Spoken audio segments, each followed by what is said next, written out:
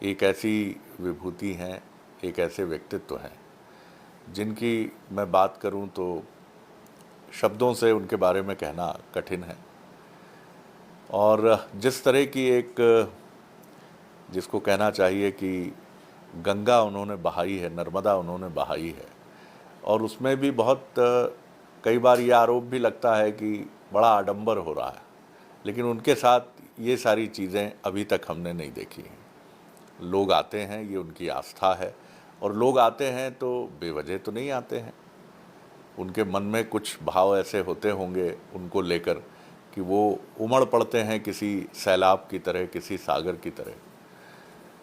अभी रिसेंटली एक बड़ी दुर्भाग्यपूर्ण घटना भी घटी रंग पंचमी के एक जुलूस के दौरान, जहां उनकी कथा भी थी मध्य प्रदेश के मालवा में एक स्थान पर। वहां किसी श्रद्धालु ने किसी दुर्भावना से नहीं, लेकिन अज्ञानता, और ऐसा होना नहीं चाहिए, नारियल भी फेंक दिया। पुष्प वर्षा तो हो ही रही थी और वो नारियल उनके सर पर ऐसा लगा किसी पत्थर की तरह कि काफ़ी सूजन आई और उनकी कथा भी नहीं हो पाई, लेकिन उन्होंने सहज रूप से इसे स्वीकार किया और आगे बढ़ रहे हैं। तो हमारे साथ हैं पंडित प्रदीप मिश्रा जी, जो शिव महापुराण की गाथा के ज़रिए देश में क्रांति, देश में क्या मैं कहूँगा कि एक अखिल विश्व स्तर पर एक क्रांति रच रहे हैं। प्रणाम कर रहा हूँ पंडित जी। श्री शिवाय नमस्ते जी, पहले तो आपका स्वास्थ्य कैसा है? अभी शिव कृपा से आराम है, पहले से बहुत जी। बेहतर है। तो आप श्रद्धालुओं से क्या कहना चाहेंगे कि प्रेम तो उनका है ही, लेकिन इस प्रेम के प्रतीक का ये अर्थ नहीं है कि पुष्प वर्षा होती रहे, उसमें नारियल भी आप फेंक दें। किसी को भी चोट लग सकती है, आपको लग सकती है, आपके आसपास अनेक लोग होते हैं। सही बात है। मेरा तो इतना ही शिव भक्तों से निवेदन रहेगा कि आपका विश्वास और श्रद्धा सब रखिए, पर किसी को आपका श्रीफल हो या पुष्प हो या बहुत तेज फेंकने से किसी को घात लगे, ऐसा कार्य कभी ना करिए। केवल हमसे ही मतलब नहीं है, शिवालय में भी जाएं ना तो भगवान को पुष्प भी या वस्तु भी जो समर्पित करें वो हृदय से धीरे धीरे समर्पित करें, जिससे भगवान उसको स्वीकार करें। बिल्कुल आपने ठीक कहा कि क्योंकि एक गीत भी है, फूल आहिस्ता फेंको, फूल बड़े नाजुक होते हैं। फूल भी नाजुक होते हैं और जिनको चढ़ाए जाते हैं उनके प्रति तो गहरा श्रद्धा का भाव आवश्यक है। ये इस समय हम एक चुनाव के दौर में हैं पंडित जी, और पूरा देश दुनिया के सबसे बड़े लोकतंत्र भारत के चुनाव के इस महायज्ञ में अपनी आहुति डालने के लिए तैयार है। और संयोग ये है कि आप ही के नामधारी एक बड़े दिग्गज मालवा से गीतकार हुए पंडित प्रदीप, वो कहते थे, देख तेरे भगवान की हालत क्या हो गई भगवान, कितना बदल गया इंसान। आज की राजनीति को आप देखते हैं तो क्या आपको पंडित जी का वो गीत आता है कि कितनी राजनीति बदल गई है, कितने राजनेता बदल गए हैं और जनता भी कितनी बदल गई है? ये तो सत्य है। प्रदीप जी का जो गीत था, देख तेरे संसार की हालत क्या हो गई भगवान, हाँ, कितना बदल गया इंसान। कहीं ना कहीं बदलाव तो आया है। जैसे जैसे समय की अवस्था बदली है, लोकतंत्र, चुनाव, राजनेता या प्रजा, साधारण मनुष्य बदला है, परंतु मुख्य चीज़ यह है कि पहले की सोच की अपेक्षा अभी जो सोच है वो थोड़ी विशाल है, प्रबल है। पहले जो एक कुंठित सोच थी व्यक्ति की कि देना है वोट और कुछ होना नहीं है, पर अब जो लोगों की सोच है कि देना है वोट और बहुत कुछ होना है, तो ये तो बदलाव है। तो ये जो बदलाव है यही जनमानस को चाहिए, यही नवयुवक टीम को चाहिए, यही संसारवासियों को चाहिए। कुछ अच्छा धीरे धीरे धीरे धीरे, जैसे कहते हैं कि रेल की रफ्तार बढ़ रही है, वैसे ही हमारा भारत आगे बढ़ रहा है, तो उसकी प्रसन्नता का विषय है। और बदलाव बहुत ज़रूरी है। आज जितने वोटर हैं, जो मतदान करने वाले हैं, जो मत देने वाले हैं, आज वो जागरूक होकर एकदम पूरी एनर्जी के साथ वोटिंग करने जाते हैं। तो ये देखने का विषय होता है, एक आनंद का विषय होता है। पहले जब पूर्व में वोटिंग होती थी तो लोग निकलते नहीं थे घर के बाहर, उनके लिए गाड़ियाँ लगाई जाती थी, रिक्शे लगाए जाते थे, उनको उठाया जाता था, ले जाया जाता था। अब पूरा भारत जागरूक होकर आगे बढ़कर वोटिंग करता है, तो ये बदलाव है। फिर भी अभी शहरी तबके में जो पढ़ा लिखा वर्ग है पंडित जी, वो अभी भी हिचकता है। जैसे मैं आपको बताऊं कि राजधानी भोपाल में सबसे कम वोट प्रतिशत 4 इमली में होता है, जहाँ सारे बड़े अधिकारी और तमाम प्रबुद्ध वर्ग का निवास माना जाता है, इनसे आप क्या कहेंगे कि जब समाज का सारा वर्ग, आप बिल्कुल सही कह रहे हैं, वोट प्रतिशत बढ़ रहा है, लोग बड़े उत्साह से जाते हैं, उन्हें संसाधनों की ज़रूरत नहीं होती, लेकिन ये पढ़े लिखे लोग अभी भी भारतीय राजनीतिक व्यवस्था को क्या उदासीनता से देखते हैं? देखिए, अभी हमने ये देखा है कि बच्चा हो चाहे बड़ा हो, उस पर जब तक मार नहीं पड़ती ना, तब तक वो श्रेष्ठ नहीं हो पाता। कई बार ये स्थिति होती है कि जो होगा निर्णय वो देखा जाएगा, उसमें अपनी ज़िंदगी चल रही है, पर नहीं, लोकतंत्र को या चुनाव को या जो आज के समय में वोटिंग चल रही है उसको आगे बढ़ते हुए हम तो कहेंगे कि तुम जितने प्रतिष्ठावान हो, जितने ऊंची गादियों पर बैठने वाले हो, जितने उच्च पद पर बैठने वाले हो, जितने उच्च सिंहासन पर बैठने वाले हो, आप तो प्रेरणा हो। आप वो प्रेरणा हो कि जनमानस को, आपके छोटे से छोटे वर्ग को भी आप अपनी प्रेरणा दे सकते हो। जब आप स्वयं खड़े होकर वोटिंग करोगे तो हमारा लोकतंत्र और मजबूत होगा, और हमारा लोकतंत्र मजबूत होगा, हमारे देश को एक अलग से ऊर्जा प्राप्त होगी, वो आपको देखकर होगी। जब आप स्वयं खड़े होंगे तो 4 लोग आपको देखकर खड़े होंगे। तो हम तो कहेंगे कि उदासीनता तो नहीं है, पर कहीं ना कहीं ये जरूर देखने में आ जाता है कि लोग समझते हैं कि भाई बहुत गर्मी पड़ रही होगी, हम क्या करेंगे जाकर, परिवार के लोग नहीं जा रहे हैं, घर से अगर चले गया तो एक व्यक्ति चले गया, तो ये श्रेष्ठता नहीं। हम तो कहेंगे पूरा की पूरा घर जिसकी वोटिंग है वो जाकर वोटिंग बूथ पर खड़े हो और आराम से वोटिंग करें। जो मुद्दे पंडित जी उठे हैं, उन्हें आप किस तरह देखते हैं? कहीं संपत्ति का मसला चल रहा है, कहीं मंगलसूत्र की बात हो रही है, और ये भी बड़ी देखिए कि निर्वाचन आयोग को प्रधानमंत्री और राहुल गांधी दोनों को लेकर दोनों पार्टियों के अध्यक्षों को नोटिस जारी करना पड़ा कि भाई बताइए कि किस तरह के कहीं जाति को लेकर बयान सामने आ रहे हैं। क्या ये मुद्दे हैं जनता के? क्या लगता है आपको? ये विशेष मुद्दे नहीं है। एक माँ बाप अपने गले में भी अगर चेन पहनते हैं ना, तो वो भी ये आशा रखते हैं कि मेरे मरने पर मेरी औलाद की हो जाए, या स्नेह होता है। आज कहने वालों ने तो मंच पर माइक उठाया और कह दिया कि संपत्ति तुम्हारी नहीं होगी, तुम्हारे घर में जितनी रकम है, जितना सोना है, जितना गोल्ड है, वो भी दूसरे का हो जाएगा। तो मैं तो इतना ही कहूँगा, अभी तो कुर्सी तुम्हारी नहीं हो रही है, तो सोना चांदी और अंबर पीताम्बर की तो बात ही दूसरी है। मूलतः जो विशेष मुद्दे हैं, रोजगार, आज हमारे प्रत्येक प्रदेश में रोजगार के मुद्दों को बढ़ाइए, रोजगार को अच्छा लेकर आइए। जातिवाद में लोगों को बांटने से कौन सा फायदा होगा?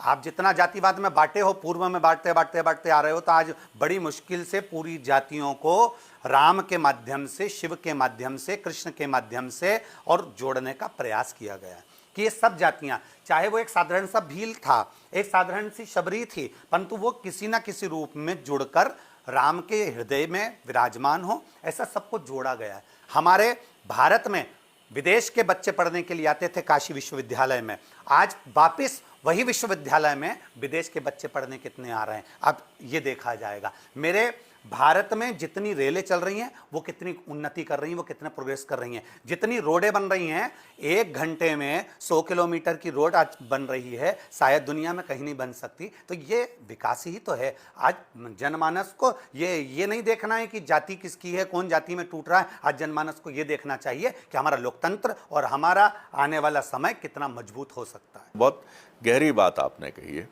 प्रधानमंत्री नरेंद्र मोदी जी जिस तरह से काम कर रहे हैं, किस तरह देखते हैं पंडित जी आप उनको? भगवान स्वयं पृथ्वी पर नहीं आता, वो हमारे यहाँ कहा गया, भगवान स्वयं पृथ्वी पर नहीं आता, वो अपना ही अंश किसी ना किसी माध्यम से पृथ्वी पर भेज देता है। और माननीय प्रधानमंत्री जी नरेंद्र भाई मोदी स्वयं भगवान शंकर का ही एक अंश मानेंगे, प्रभु का ही एक अंश मानेंगे, जो पृथ्वी पर आकर जिन्होंने सनातन धर्म की ध्वजा को आगे बढ़ाया है और इस भारत को फिर विकसित किया है, फिर उन्नति की ओर लेकर गए। तो चलिए, आप बहुत संतुष्ट हैं उनके काम से। मध्य प्रदेश की राजनीति में 3 राजनेताओं की धुरी की प्रधानमंत्री जी ने भी प्रशंसा की।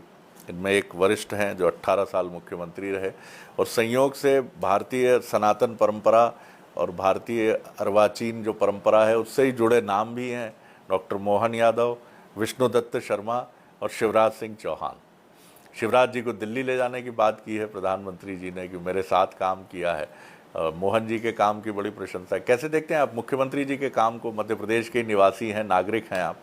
वर्तमान मुख्यमंत्री जी डॉक्टर हमारे यादव जी, मोहन यादव जी, जो अभी कुछ ही समय उनको मुख्यमंत्री जी की पद गादी प्राप्त हुई है, पर देखा जाए तो जागरूकता से कार्य कर रहे हैं, कोई भेदभाव नहीं है उनके अंदर। और हम तो कहेंगे कि जिस सिंहासन पर बिठाया गया है उस सिंहासन की मूलता वो जानते हैं, इसलिए छोटे से छोटे तबके से व्यक्ति, बड़े से बड़े व्यक्ति को भी सम्मान देना और उनको गले लगाकर आगे बढ़कर कार्य करना, चाहे वो पार्टी का कार्य हो, चाहे प्रदेश का कार्य हो, चाहे देश का कार्य हो, उसको आगे बढ़ा रहे हैं। हमारे पूर्व के मुख्यमंत्री माननीय शिवराज जी चौहान, जिनको माननीय प्रधानमंत्री जी कह रहे हैं कि हम दिल्ली तक लेकर चलेंगे, तो हम तो ये कहेंगे उनका कार्यकाल तो सबने देखा है मध्य प्रदेश ने। आज उनको मामा के नाम से लोग जानते हैं, बेटियों के नैनों के आंसू उन्हें अपने हाथों से पहुँचे हैं और मध्य प्रदेश को एक ऊंचाइयों तक लेकर गए।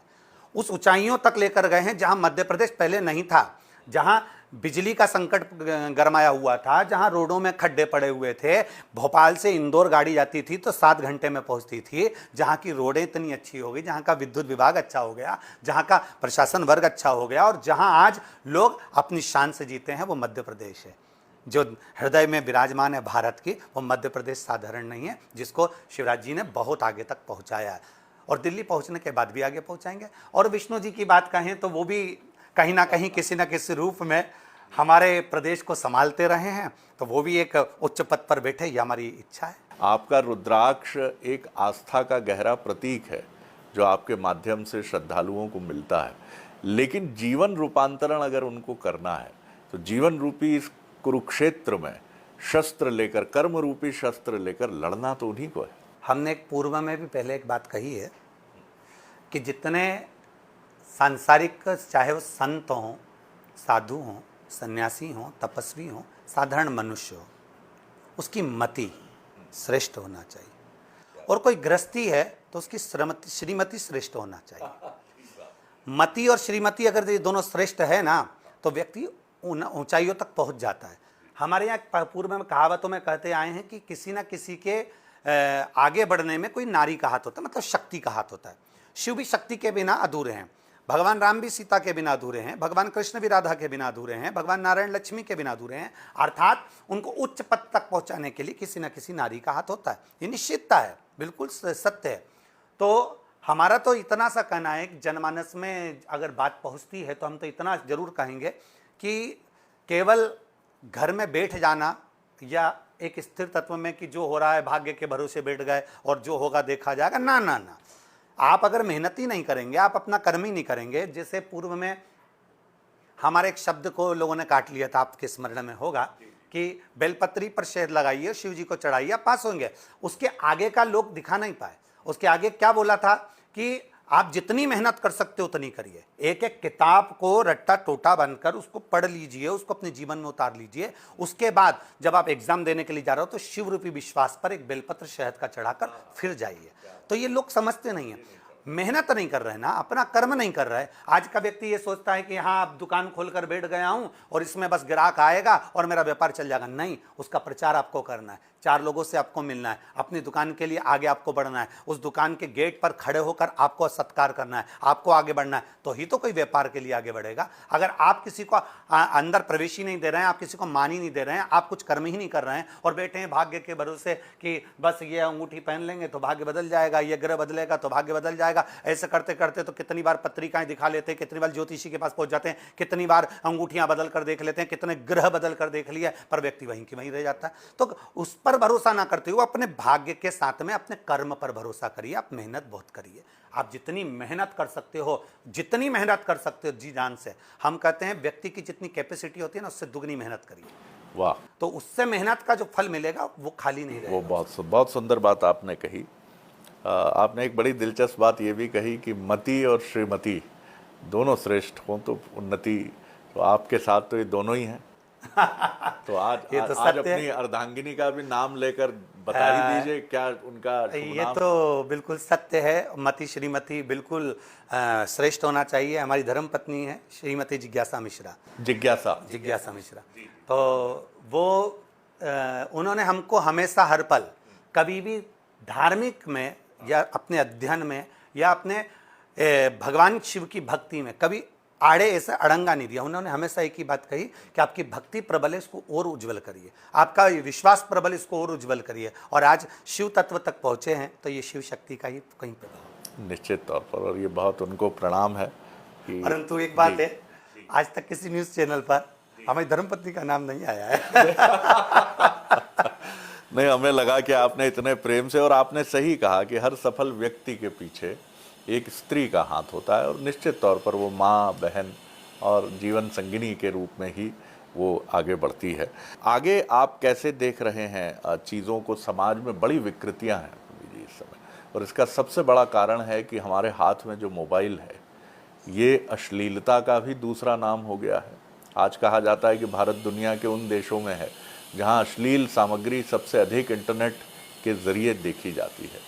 ये रोकना, इसको मैं एकदम से संभव नहीं है, लेकिन सद्विचार का एक हमको अपनी शिक्षा प्रणाली से लेकर आप जैसे गुरुओं के माध्यम से, और इसी तरह भ्रष्टाचार और विकास के लिए जितने मुखर आप हैं, मैं कम देखता हूँ, माफ़ कीजिएगा, आध्यात्मिक गुरुओं को मैं कम, ऐसे विषय से वो बचते हैं। देखिए, हम कहे कि पूर्व में जितनी बुजुर्ग माताएं हुई हैं, जितनी भी बुजुर्ग माताएं हुई हैं, उन्होंने अपने बच्चे को कुछ दिया ना दिया हो, पर संस्कार बहुत दिया।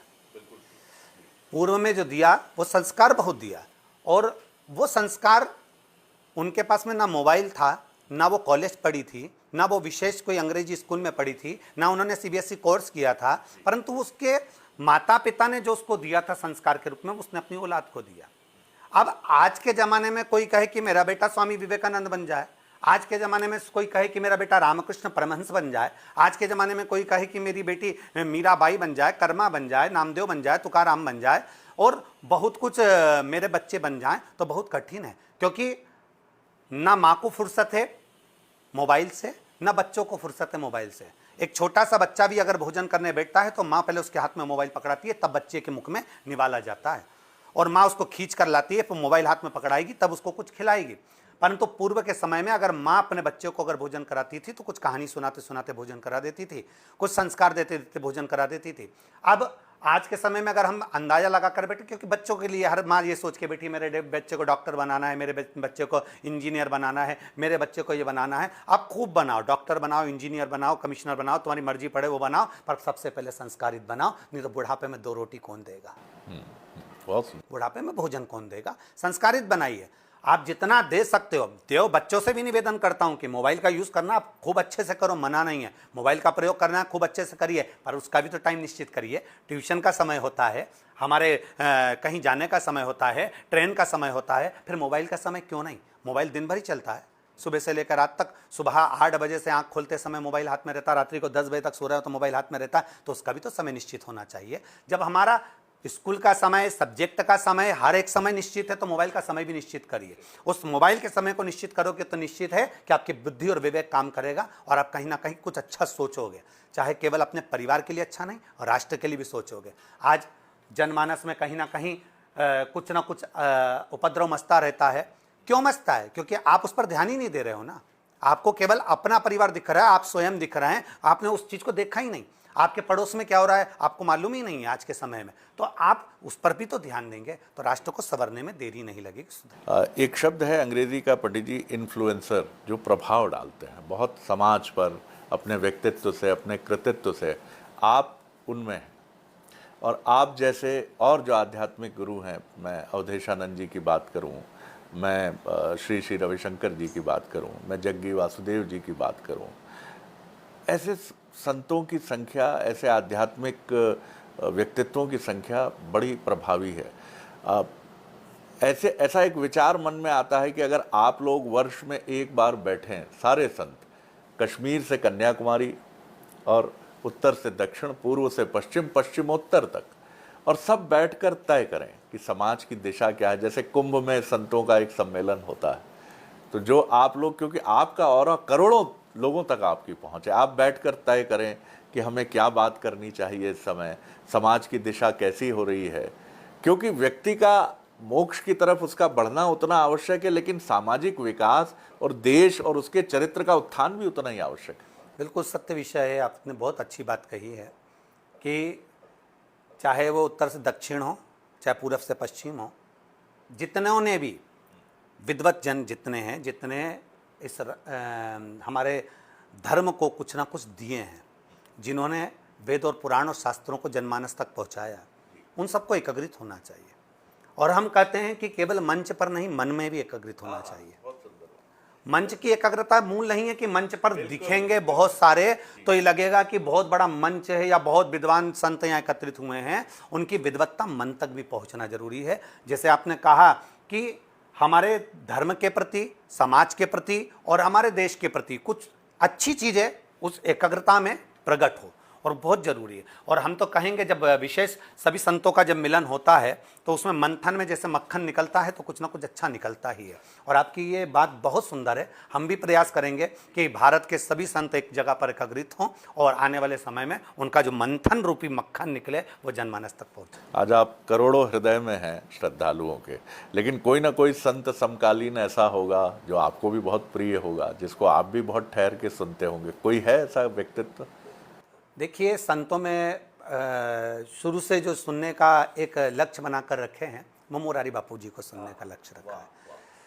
मुरारी बापू जी जो राम कथा के वक्ता हैं और जिन्होंने केवल भारत में ही नहीं विदेशों में भी राम कथा को ले जाकर दिया है। हम कहेंगे कि जैसे समुद्र में से मोती कोई निकालता है, वैसे संत श्री मुरारी बापू उस मोती को निकाल कर जनमानस तक दे देते हैं। परंतु कहीं ना कहीं जनमानस उसको ग्रहण नहीं कर पाता। जो विद्वान है वो तो उसमें से निकाल लेगा, परंतु साधारण मनुष्य उसमें से निकाल नहीं पाता।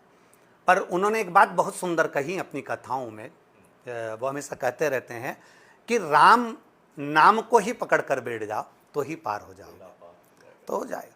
तो उनके शब्दों को मैं बहुत स्मरण करता हूँ, सुनता रहता हूँ और उनको अपने जीवन में धारण करता रहता हूँ। इतना सब कुछ, अब तो आप एक बहुत ही अलग संतों की श्रेणी में इसलिए हैं कि पूरे देश से कथाओं का आपके पास आग्रह है और तमाम की, मतलब अब समय नहीं है मेरे ख्याल से। अभी कब तक आपके पास समय नहीं है? 2027 तक। 2027 तक के लिए, यानी आज अगर मैं आपसे आग्रह करूं तो 2027 के बाद का समय मुझे मिल पाएगा। जी, तो इसके बीच में जो समय मिलता है तो क्या पंडित प्रदीप मिश्र जी फिल्म भी कभी कभी देख लेते हैं, कभी संगीत भी सुनते हैं, कुछ पढ़ भी लेते हैं, या जो थोड़े अपने लिए क्षण निकालते हैं परिवार के साथ, वो किस तरह से अपने को रिलैक्स और करने के लिए, क्योंकि आप इतने सहज दिखते हैं और हैं भी भीतर से उतने ही सहज, तो इसके लिए क्या करते हैं? देखिए, जितना समय वैसे तो कथाओं में व्यस्त रहते हैं, पर जो 2-4 दिन बीच में मध्य में मिल जाते हैं उसमें परिवार के साथ मिलकर भजन करना। और हमारी माता जी वो भी साथ बैठती हैं, श्रीमती सीता मिश्रा जी, और साथ में पूरा परिवार बैठता है। शाम के टाइम में हमारे घर के सामने कभी भी निकलेंगे तो ढोलक मंजीरे की आवाज़ आएगी। भजन करना का एक लक्ष्य बनाए रखा है कि सीहोर में अगर हम हैं तो घर में बैठकर भजन करेंगे। और फिल्म तो कभी देखते नहीं हैं और टॉकीज कभी जाता नहीं हूँ। हाँ, मेरी धर्मपत्नी भी आज तक सीहोर के कोई टॉकीज में नहीं गई होंगी, ना बाहर के कोई टॉकीज। और घर में भी टेलीविजन पर भी टेलीविजन में फिल्म नहीं चलती। प्रयास है, गाने सुनने का शौक है। अच्छा। हाँ, गीत तो बहुत सुनता हूँ, वो तो सुनता रहता कोई हूँ। प्रिय गीत आपका? ये तो सभी गीत प्रिय हैं। नहीं, फिर भी कोई एक मन को छूता हुआ, जैसे कई गीत शिवराज जी कहते हैं, मैं बस यही अपराध मैं हर बार करता हूँ, आदमी हूँ आदमी से प्यार करता हूँ। कोई भजन गुनगुना दीजिए जो आपको बहुत प्रिय हो। रिश्ता तेरा मेरा सबसे है प्यारा, तू मेरा बाबा मैं हूँ तेरा लाला, मैं हूँ तेरा लाला। तू मेरा बाबा मैं हूँ तेरा लाला, मैं हूँ तेरा लाला। ये गीत उन फिल्मी पर है, पर थोड़ा सा बना लेते हैं और उसका भजन स्मरण करते रहते हैं। ज़्यादातर विद्याध्ययन करना, जितने पुराणे हैं उनका पढ़ने का एक शौक़ है। सारी पुराण पढ़ने का शुरू से शौक़ रहा है, चाहे वो लिंग पुराण हो, नर्मदा पुराण हो, जितने पुराण हैं उसका अध्ययन बहुत करता हूँ। उसी में से निकाल कर जनमानस तक जो अच्छी चीज़ें हैं वो भेजने का प्रयास करते हैं कि आप ये कर सकते हैं तो इसका ये फल मिल सकता है। आपने पिछली बार कहा था कि कुबरेश्वर धाम में एक अस्पताल भी, शिक्षा का भी एक बहुत महत्वपूर्ण स्थल, तो ये कब तक साकार रूप में हम? हॉस्पिटल का काम तो एक सूक्ष्म रूप का जो हॉस्पिटल है कुछ बेडों का, वो तो चालू हो गया है, बन रहा है। तो जल्दी से जल्दी शायद प्रारंभ हो जाएगा। धर्मशाला के पहले ही शायद हॉस्पिटल प्रारंभ हो जाएगा। और जो वैदिक शिक्षा प्रणाली है गुरुकुल की, उसके लिए बच्चों के लिए रुकने की व्यवस्था और उनकी ठहरने की व्यवस्था, भोजन व्यवस्था और उनको विद्याध्ययन कराने की व्यवस्था संस्कृत के माध्यम से वो शीघ्र प्रारंभ हो रहा है। तो उसके लिए एक हॉल का निर्माण चालू है जो कि धर्मशाला के ठीक ऊपर बन रहा है। वहीं पर बच्चे रहें, वहीं पढ़ें और वहीं पर आनंद करें, तो शीघ्र हो जाएगा। देश के दूसरे हिस्सों से भी मैंने सुना प्रस्ताव आ रहे हैं कि आप वहाँ कुछ केंद्र बनाएं, विदेशों से भी प्रस्ताव हैं। जी, सभी जगह से लगभग जैसे नेपाल से भी आया, बीच में श्रीलंका से भी आया, यूके से भी आया। तो ऐसे आते तो सभी जगह से हैं कि आप यहाँ पर भी आएँ और यहाँ आने के बाद आपका कोई कुबेरेश्वर धाम का एक धाम यहाँ पर भी निर्माण करें। पर एक धाम ही भारी है, सही बात है। हम तो कहते हैं बस वही केंद्र में है और वही बाबा का स्थान है। बहुत सुंदर बात आपने कही, आपके भीतर के एक संतोष और अपने सामर्थ्य की तरफ भी संकेत करता है। पंडित जी, बहुत आनंद आता है आपसे बात करके। ये थे पंडित प्रदीप मिश्रा। खास मुलाकात में इतना ही। अगली बार एक और व्यक्तित्व से आपकी मुलाकात कराएंगे। इजाज़त दीजिए, नमस्कार।